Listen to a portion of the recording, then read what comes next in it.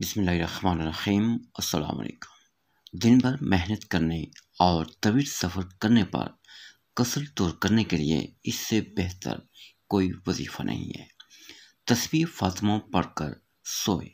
جب صبح کو اٹھے گا تو ایسا معلوم ہوگا کہ ذات پر کنیزوں نے ہاتھ پیر دبائے ہیں۔ درد بدن کے لیے اور گرنے سے چوٹ آنے پر، یہاں تک کہ اگر کسی عضو میں عیب ہو جانے کا اندیشہ ہو تو تسبیح فاطمہ کا ورد کرے، اور اگر کوئی عضو معطل ہو گیا ہو تو اس کا ورد جاری رکھے۔ رفتہ رفتہ وہ عیب جاتا رہے گا۔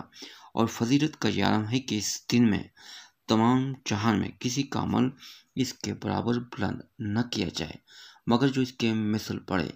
وہ تسبیح یہ ہے: سبحان اللہ 33 بار، الحمدللہ 33 بار اور اللہ اکبر 34 بار۔